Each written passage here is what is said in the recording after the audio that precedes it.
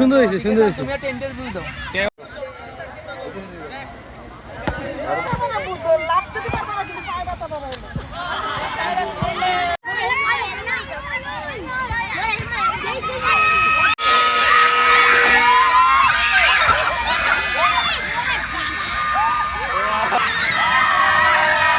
পিরোজপুর সরকারি উচ্চ বিদ্যালয়ের একজন ছাত্র। আমি সপ্তম শ্রেণীতে পড়ি। আমি আমার হাতে তৈরি করতে আমার মোটামুটি 10,000-এর বেশি টাকা খরচ হয়েছে।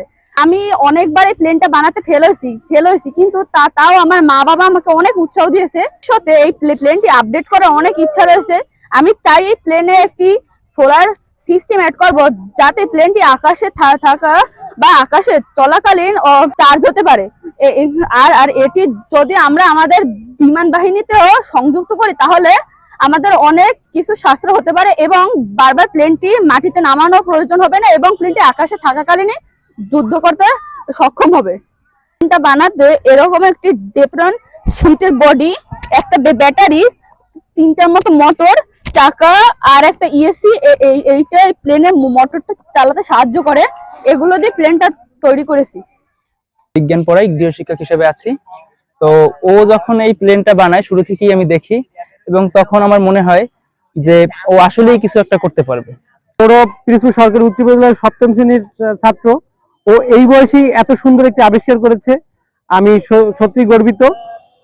আমি আশা করি ও বড় হয়ে ভালো কিছু করবে, দেশে এবং পিরোজপুরের নাম উজ্জ্বল করবে। মোহাম্মদ কামরুল ইসলাম, আমি পিরোজপুর সরকারি উচ্চ বিদ্যালয়ের দিবা শিফটের সপ্তম শ্রেণীর শিক্ষক হিসেবে দায়িত্ব পালন করছি।